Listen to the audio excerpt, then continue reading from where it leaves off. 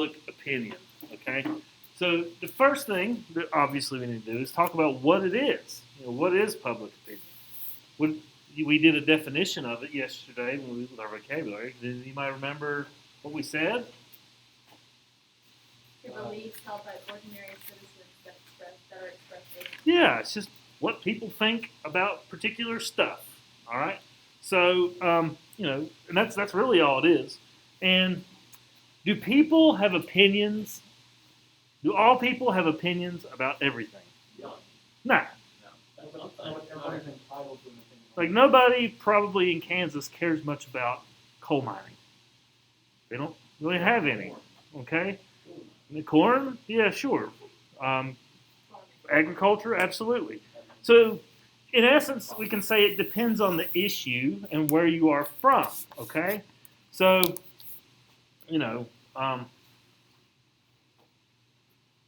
issues that are controversial are going to obviously have more opinions because it's something that's controversial.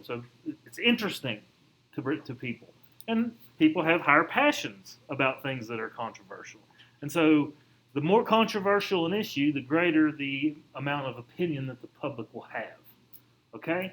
So, but like some things that are not controversial, people probably really don't even care about. Okay? All right, so. Oh. Well, yes, sir. Nope. Nope. Okay. What does controversial mean exactly? Okay, controversial would be something where there's a great amount of opinion and conflict over something. Right. Abortion is controversial. Yes. Something that has two very strong sides. Right. That is an example of controversial. Something not controversial is just usually about 99% of bills passed are usually not very controversial, meaning get a great amount of attention. But if it does, it would be controversial. Okay, so on most issues, is there really ever anything where we can agree? Democrats, Republicans, everybody just comes together, has a kumbaya moment, and holds hands and says, we 100% unanimously agree on this? No, very rarely ever, okay? So this is because there are different ways in which we are represented. In America, there are 3 theories of representation. 3 theories of representation. In America, we have these, and they're not part of the Constitution, they've just evolved over time, okay? Because in America, we're not a direct democracy, we're a representative democracy. So what does that mean? That's right. We choose people to do things in government on our behalf. If they do a good job, we re-elect them. If they do a bad job, we vote for somebody else. We vote for somebody else. Okay? So, now these are 3 theories. What does the word theory mean? What is a theory? Okay, it's a guess based on evidence. Okay, so it's not something that's false. There is evidence to support all of these things. All right, so just like any theory, like Big Bang Theory, there's evidence to support that it's real.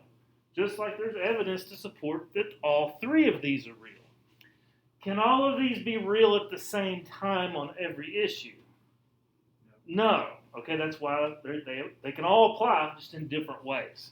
So it'll make sense once we go through it. So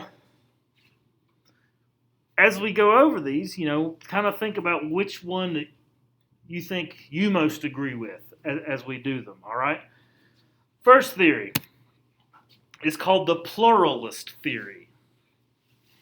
Pluralist.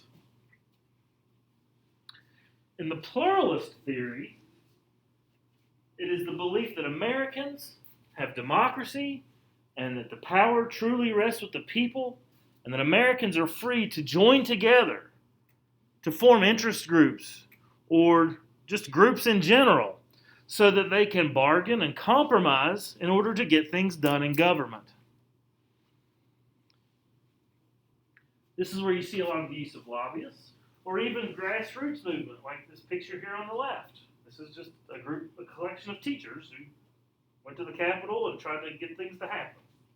All right?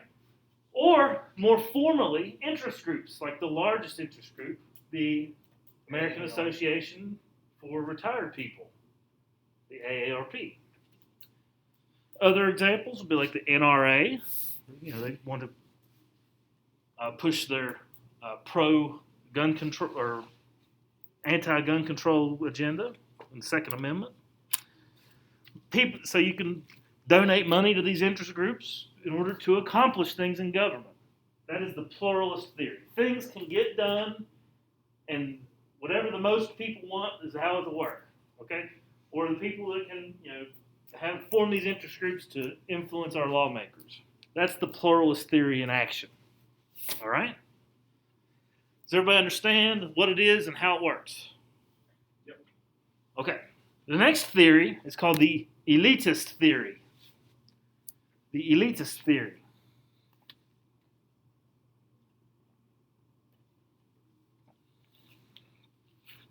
The elitist theory is really just basically the belief that a select few wealthy people in America have the power and will always have the power no matter what. It doesn't matter what interest group you join. It doesn't matter how many people you get to sign a petition. The people who have the money are the ones who have the power. It's the golden rule of politics. Do you guys know the golden rule of politics? Apgov.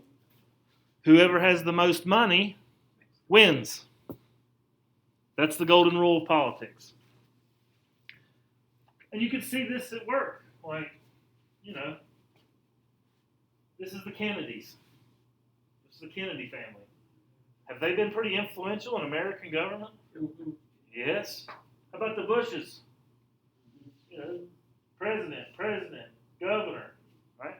Even the Clinton family. Secretary of State, she ran for president. Bill was president for 2 terms. All from the same family.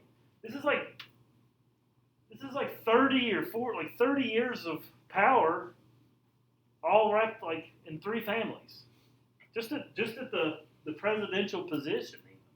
So, you think we would have other people capable of ruling, governing in our country as opposed to just 3 families, right? So, do you see how people think this? Like, it doesn't matter what you think. Doesn't matter if you join your little interest group. If the wealthy business people of America want something, they're going to get it because they have the money. That is the elitist theory. All right? And the third theory of representation is called the hyperpluralist theory. Hyperpluralist. So this one kind of disagrees and goes against the pluralist theory. You could also refer, it goes against the pluralist theory. Basically, it says, have you ever heard of red tape? Red tape? What do we mean when we say there's too much red tape? Barriers. It looks bad. Okay, barriers, what'd you say? Like it looks bad. Don't look good. Don't look good. There's too many just superimposed barriers. Too much going on. Something fishy. Too much bureaucracy. There's too many moving pieces. And so therefore, what happens? Nothing. Okay? So they believe because we have Democrats and Republicans, since so many people are on so many polarizing sides and they will never agree, all this red tape exists, and so therefore nothing gets done. Nothing gets done. And there's evidence to support this. Have you ever looked at the process of how a bill becomes a law? Is it easy? It's very hard. Very hard. It can die at any point along the way. And so the hyperpluralists will say, we need a new law for this, but it'll never happen because people cannot agree. They just simply cannot agree. So red tape is kind of like the symbol of just not being able to agree? Correct. The symbol of too many moving parts in order to accomplish something. Too much bureaucracy.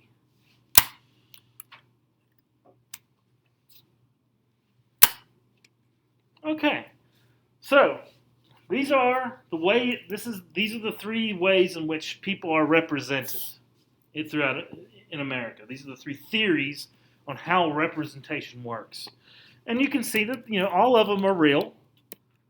Which one do you think is active the most? I would say the elite pluralist. Elite, pluralist, Hyper-pluralist. hyper-pluralist. They're all real. Okay? So just as long as you are able to understand and apply. Okay? All right, so public opinion is a good thing. It's a good thing that people have opinions, right? Right? Is public opinion always the best opinion? Not necessarily. Why? Because some people might just say their opinion just to say the opposite of somebody else. They could do it out of spite. Could be an uneducated. People wouldn't utilize government for their own advantage. But There's a word for that. It's called graft, and it does exist. All right. So why else is public opinion not always the best opinion? could be uneducated public opinion. Okay, that's an excellent answer. If you would please draw your attention to this lovely graph and chart that I made myself. All right. This is a public opinion on the way taxes are collected and the way the government spends money. All right. So, government income comes predominantly from taxes. All right. So this is how the red thing means that people think it's too high. The government is taxing 68% of people say taxes are too high. The green says it's about right, 31%. Oh, the taxes are just about right. And blue, about 1% of Americans say taxes are way too low. You need to raise those bad boys. Bill Gates saying Okay. Too low. Okay? Bill Gates. So as you can see, the majority of Americans want what when it comes to taxes? Lower. Lower taxes. Well, look at the spending. More Americans want more money spent on education, more money spent on health care, more money spent on protecting the environment. But they want lower taxes. You get the contradiction here. What is the contradiction? They You want can't to spend more less and money get without more. having less more. That's right. You can't have the services without having the taxes. Right? The government can't just make money up out of thin air. It has to come from somewhere. And the majority of money comes from American taxpayers. Now, taxes can be done differently as to who pays a bigger portion of the pie, but do you see where people are kind of, wouldn't it be great to be like, hey, let's have the best schools and clean air and water and everybody gets free health care and everybody's happy and we have no taxes. That would be wonderful. That'd be amazing. Is it realistic? No. But it really works in people's dreams. Like their dreams really make this idea work. Yes? Sweet dreams all. Okay. So you can see here that public opinion is not always the best because it's inaccurate. Okay, and this is just one example. One example. All right. This is why one of the reasons why we have representatives who are, they have to kind of strike this balance between taxation and spending. All right. So the public frequently have contradictory views about taxation. Frequently. All right.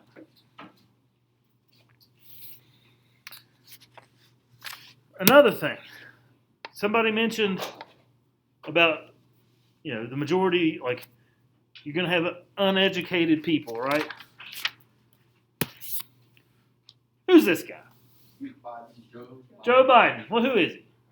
He's the president of the United States. Do you think if I showed this picture in Canada, in a classroom of 12th graders in Canada, they'd say, hey, it's Joe Biden? Yeah. Probably. Yeah, nowadays. What about in China? No. No. Don't think? No. What about France? Possibly. Yeah. Yeah. Great Britain? Yeah. Yeah. Okay. All right. So we all know that this is Joe Biden, right? Who's this guy? French. It's Emmanuel Macron. That's Emmanuel Macron. Very good. Who's this guy? That's the Chinese president.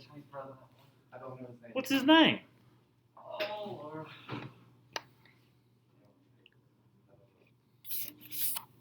Xi Jinping. Decent. Who's this guy?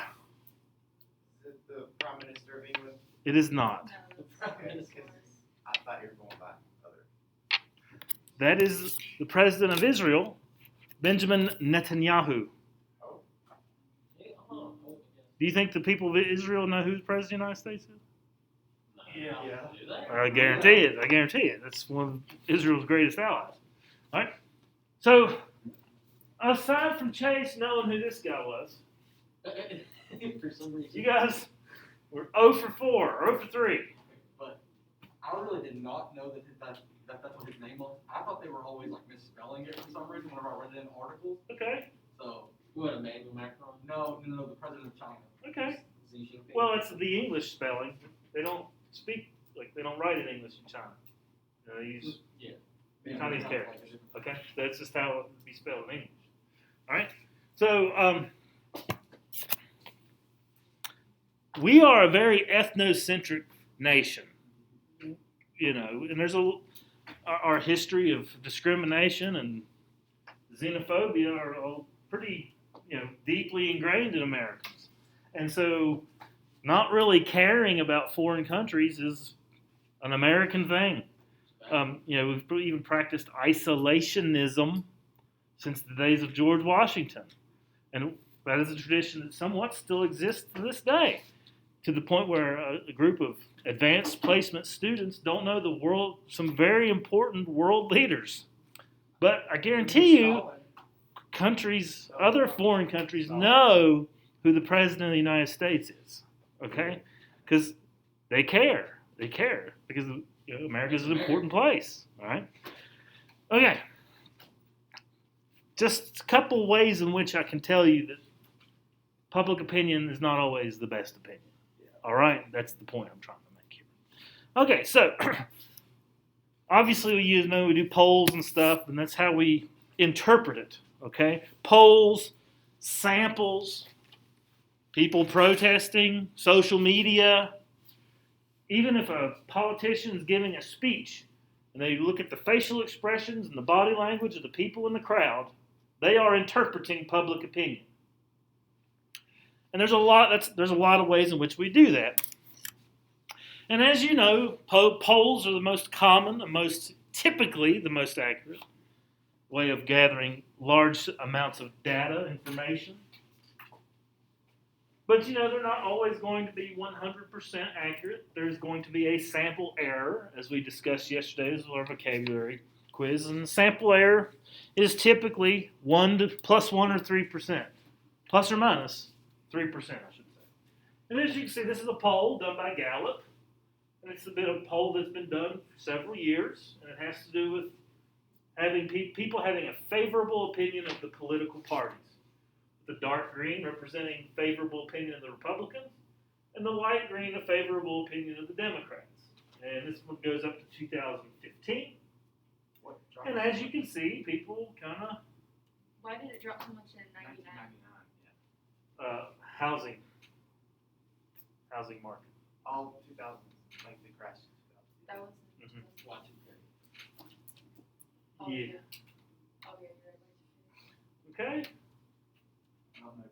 Also, the way in which the Republicans went about handling the impeachment of President Clinton may have led to that a little bit. Okay. All right. So, and you see spikes in here, but you can kind of interpret this however you like. Okay. This is just information on a graph. This doesn't show necessarily historical information, but you see, like the 2001 around September, Republicans got a big spike. What for? I wonder. 9/11 happened. The President of the United States was a Republican. He said, "Hey, have no fear. We're going to go get them." And he's a big cheerleader for America, and that was favorable. I mean, 61%. That's insane. That's high. Okay, super high. All right. And then, as you can see, it kind of flip flops over time. All right. But this is an example of how public opinion polls work, like actual formal polls. Yes, The Hunter. thing I noticed is it's just like favorable opinion has just gone down for everyone over time. Like Yeah. Correct. They've both just gone down. That is an interesting observation. I wonder why. And you can make a lot of inferences about that. I think everybody's just tired. perhaps a dissertation is in your future. I feel like there probably That. is people identifying with just Republican or Democrat. Probably. A lot of several independents. Oh, and probably an increase recently. All right. Okay, so do you guys have questions about this? I think, yes. I said no. Okay. I think that's a good place to stop. All right. So tomorrow we'll pick up with political, well, the next time we do notes, political socialization. That's one of the things we talked about yesterday. What are we doing?